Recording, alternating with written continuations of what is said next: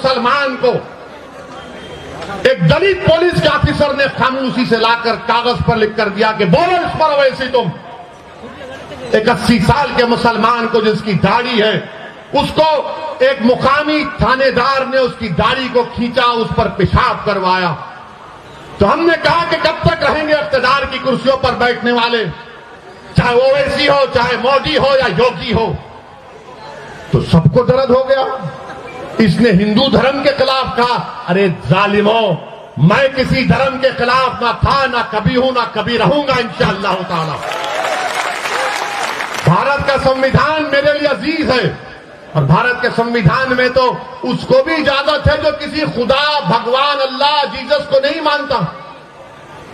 मगर इनका क्या है, नहीं, हर चीज को इधर जोड़ देते। याद रखो, ये सच्चाई है मेरे अजीज दोस्तों और बुजुर्गों। बीजेपी इस मुल्क में खुलकर हिंदुत्व की पॉलिटिक्स कर रही है, इससे कोई इनकार नहीं किया जा सकता। मगर मैं भारत के मुसलमानों से, हमारे भारत के उन दलित भाइयों से जो अम्बेडकर को आज भी अपना आइडियल मानते हैं, हम भारत के हमारे हिंदू भाइयों से जो नेहरू और सुभाष चंद्र बोस की कुर्बानियों को नहीं बोले, मैं उनसे अपील कर रहा हूं कि आपको उठना पड़ेगा, आपको रोकना पड़ेगा। अगर आप समझते हैं कि आपको मदद की जरूरत है तो असदुद्दीन ओवैसी आपके साथ कंधे से कंधा मिलाकर खड़े रहने को तैयार है।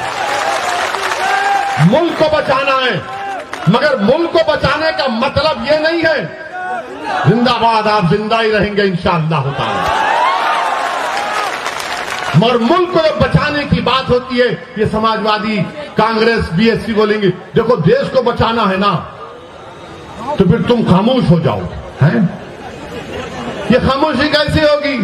नहीं नहीं, तुम कुछ मत करो, तुम खामोश बैठो, हम देख लेंगे। तुम नहीं देख सकते इनको, तुम मुकाबला ही नहीं कर सकते मोदी से। मोदी मंदिर मंदिर कर रहे हैं तो अखिलेश बोल रहे मैं भी परशुराम का मंदिर बनाऊंगा, बोलते हैं ना। आपका मजहब है, चलिए, हमको इतराज नहीं है, मगर मुल्क में लड़ाई क्या है? योगी आदित्यनाथ ने अपनी तकरीर में कहा राहुल गांधी के बारे में कि राहुल गांधी किसी मंदिर में गए तो उनको मंदिर के आधार नहीं मालूम था। तो बाबा ने कहा कि ऐसा बैठे कि मंदिर के किसी पुजारी ने कहा अरे ये मंदिर है, मस्जिद नहीं। मुझे यकीन है कि मंदिर के पुजारी ने इस तरह नहीं कहा होगा, क्योंकि जब किसी की इबादत गाह में जाता है तो खुदा की इबादत करने के लिए जाता है। लोग दरगाह को आते हैं आला हज़रत के, आते हैं ना, तो क्या पूछा जाता है? तो क्या पूछा जाता है? आते हैं अकीदत है, किसी मजहब का आता है। मगर योगी ने खैर इजाफा कर दिया। अब सवाल ये पैदा होता है कि भारत में लड़ाई यह है कि सबसे बड़ा हिंदू कौन है? मोदी बोलते हैं कि मुझसे बड़ा कोई हिंदू नहीं है। योगी बोलते हैं कि मैं अब मोदी के बाद का प्रधानमंत्री बनने वाला हूं। राहुल बोलते हैं कि देश में सिर्फ हिंदू ही प्रधानमंत्री बन सकता है, उनका स्टेटमेंट है। अखिलेश बोलते हैं कि मैं ही सबसे बड़ा हिंदू हूं। हम इन तमाम से कहना चाह रहे हैं, दोबारा कह रहा हूं, आप लोग मोदी जी, योगी जी, अखिलेश जी, राहुल जी एक कमरे में बैठकर, वैसे तो बैठते जरूर हैं, बैठते जरूर हैं। हमारे हैदराबाद में कहावत है, मैं तेरी पीठ खुजाता हूं, तू मेरी पीठ खुजा, कहते हैं। आप बैठकर तय कर लीजिएगा सबसे बड़ा हिंदू कौन है, मगर वो भी नहीं करेंगे। और फिर अभी आप देखो, एक बीजेपी के एमपी हैं राज्यसभा के, उनका नाम शायद हरनाथ साहब है। उन्होंने बीजेपी के सदर को खत लिखा और कहा कि श्री कृष्णा मेरे ख्वाब में आए और मुझसे कहा कि बाबा योगी आदित्यनाथ को मथुरा से विधानसभा का चुनाव लड़ाऊं। तो अखिलेश भैया बोले हाँ, मेरे ख्वाब में भी आए थे।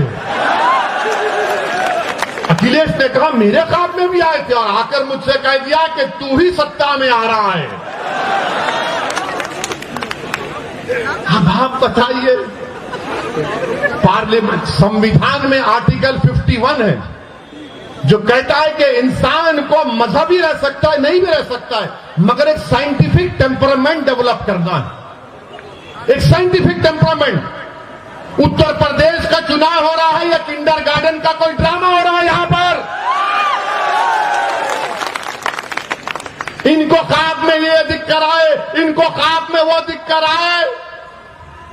तो मुसलमान के ख्वाब क्या है बोलता हूं मैं आपको। हमारे ख्वाब तो छोड़ो, हर मां रात भर सोचती है कि कल खाना क्या खिलाऊंगी मेरी बच्चे को। हर बीवी ये सोचती है कि कल जब मेरा शौहर घर से निकल कर जाएगा, जानवर बेचने गांव में जाएगा, तो क्या जिंदा वापिस आएगा या लाश उसकी आएगी। हर बेटा ये देख रहा है कि मेरी आमदनी कम हो गई, इतनी कम हो गई कि मैं आज के इस उत्तर प्रदेश और भारत में अपने बाप से कम आमदनी को कमाता हूं। हर बेटी ये फिक्र में है कि मैं कॉलेज नहीं जा सकती इसलिए कि मेरी इज्जत लूट ली जाएगी, इज्जत लूट ली जाएगी। मैं उत्तर प्रदेश के मुसलमानों को पैगाम देने आया हूं। मैं आपको खोलकर कह रहा हूं कि आपको ख्वाब देखना है अब इंशाअल्लाह ताला, आपको ख्वाब देखना है इंशाअल्लाह ताला। मगर कोई कहेगा ओवैसी अगर ख्वाब को बयान कर दूंगा तो कहीं समाजवादी और कांग्रेस और बीजेपी मेरे ख्वाबों को चूर तो नहीं कर देगी। नहीं करेगी इंशाअल्लाह ताला। तुम ख्वाब तो देखो, तुम ख्वाब तो देखो ना, तुम हिम्मत करो ख्वाब देखने की कि मेरा बेटा ऐसा डॉक्टर बनेगा जो तमाम बीमारियों का इलाज करेगा, मेरी बेटी देश की प्रधानमंत्री बनेगी इंशाअल्लाह ताला। मुसलमानों की बेटी, मैं जिंदा रहूं या ना रहूं यह ख्वाब होगा इंशाअल्लाह पूरा। तुम ख्वाब देखो कि मेरा बेटा या बेटी साइंटिस्ट बनेगी तो वो कैंसर की दवा निकालेगी, मेरा बेटा या बेटी वकील बनेगी तो दलितों पर, मुसलमानों पर, हिंदुओं पर, आदिवासियों पर जुल्म होगा तो उनके हक के लिए लड़ेगा, दुनिया का मायनाज वकील बनेगा। ये ख्वाब देखो आप, इन ख्वाबों को देखना है आपको। तुम ख्वाब देखो कि उत्तर प्रदेश में मुसलमान अपना हिस्सा लेकर रहेंगे इंशाअल्लाह ताला। हम अपना हिस्सा लेकर रहेंगे, हम हिस्सेदारी की लड़ाई लड़ेंगे। तुम ख्वाब देखो कि उत्तर प्रदेश की विधानसभा में असदुद्दीन ओवैसी से ज्यादा काबिल और नेक ऐसे हमारे 15 एमएलए जाएंगे जो हमारी बात करेंगे, गरीबों की बात करेंगे, ईसाइयों की बात करेंगे, मुसलमानों की बात करेंगे, कमजोरों की बात करेंगे, बेवाओं की बात करेंगे, यतीमों की बात करेंगे, पुलिस के जुल्म का शिकार होने वालों की बात करेंगे। ये पैगाम है, ये ख्वाब आपको देखना है। क्या आप ये ख्वाब देखेंगे? क्या आप ये ख्वाब देखेंगे? क्या आप इन ख्वाबों को पूरा करेंगे इंशाअल्लाह? तो मेरे दोस्तों, ख्वाब कैसे पूरे होते हैं? सिर्फ ख्वाब देखकर हाँ अच्छा दिखा नहीं, ख्वाब जब देख लिए तो उसको पूरा करना है, जुस्तजू करना है, मेहनत करना है और अल्लाह से भीख मांगना है रसूलुल्लाह सल्लल्लाहु अलैहि वसल्लम का वसीला देकर। जिस तरह किसी आशिक ने कहा था कि चमक तुझसे सब पाते हैं पाने वाले, मेरा दिल भी चमका दे चमकाने वाले। अल्लाह चमकाएगा तुम लोगों को इंशाअल्लाह ताला। तुमको सदुद्दीन ओवैसी की जरूरत नहीं है, तुम सिर्फ ठान लो कि मैं भारत में चमकूंगा, मैं भारत को अपने नूर से, अपने इल्म की नूर से, अपने ईमान की नूर से, अपने किरदार की नूर से और सबसे ज्यादा अपने बेबाकी और अल्लाह पर तवक्कल करके इस मुल्क में और अमन को फैलाऊंगा और अपने हक को हासिल करूंगा। ये ख्वाब पूरा होगा इंशाअल्लाह ताला। मेरे अजीज दोस्तों और बुजुर्गों, मेरे अजीज दोस्तों और बुजुर्गों, इन ख्वाबों को पूरा करने के लिए विधानसभा के चुनाव में उत्तर प्रदेश के मुसलमानों को मुत्तहिदा अपने वोट का इस्तेमाल करना पड़ेगा।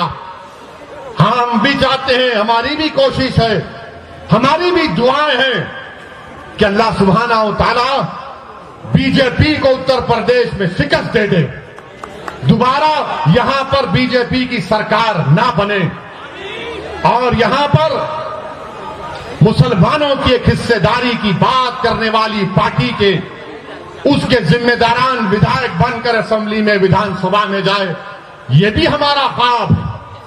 अब ये ख्वाब अखिलेश का क्या है नहीं मालूम, बिल्ली के ख्वाब में छिछड़े ही नजर आते हैं। ये कहावत है, उनके ऊपर नहीं बोल रहे हैं। मगर अब आपको अपने ख्वाबों को अगर पूरा करना है तो अखिलेश को उठाना है, उठो। अब हम उठ चुके हैं, अब तुम हमको धोखा नहीं दे सकते। आप हिला के रख दो बीजेपी और योगी को जमहूरी तरीके से कि हम बेदार हो चुके हैं, ये हमारे ख्वाब है, हम उसको पूरा करेंगे इंशाअल्लाह ताला। और याद रखो, अगर तुम अपने आप को नहीं बदलोगे तो अल्लाह तुमको नहीं बदलेगा। जो कौम बदलने के लिए तैयार हो जाएगी, रब्बे कायनात तुमको बदल देगा, दुनिया को तुम्हारे सामने बदल देगा। मेरे अजीज दोस्तों और बुजुर्गों, यही चंद अहम गुजारिशात मुझे आप तक कहना था। मजलिस का साथ दीजिए, ये आपकी पार्टी है, मेरी जिंदगी का कोई भरोसा नहीं। कोई कहता है गर्दन उठा देंगे, भाई जो करना है करो, जो करना है करो, मगर मेरा भी एक ख्वाब है, शायद आपका भी ख्वाब होगा कि इस दुनिया से जाने से पहले अल्लाह हमको ख्वाब में रसूल अल्लाह सल्लल्लाहु अलैहि वसल्लम का दीदार करा दे। मेरा भी ख्वाब है कि जब रूह निकली जाएगी तो मेरी जबान पर अशहदु अल्ला इलाहा इल्लल्लाह व अशहदु अन्ना मुहम्मद रसूलुल्लाह रहे। तो मेरे साथ लगाइए नारा, नारे तकबीर, नारे तकबीर, नारे तकबीर। अस्सलाम वालेकुम व रहमतुल्लाहि व बरकातहू। व आखिरु दावाना अल्हम्दुलिल्लाहि रब्बिल आलमीन। अब जीरा सोडा का बेहतरीन फ्लेवर ले आया है जिंका जीरा सोडा, फ्रेशनेस से भरा, जिसके हर एक सिप में आए ताजगी भरा एहसास। डाइजेशन के लिए बेस्ट, आज ही ले आइए जिंका जीरा सोडा, सिर्फ 10 रुपए में उपलब्ध।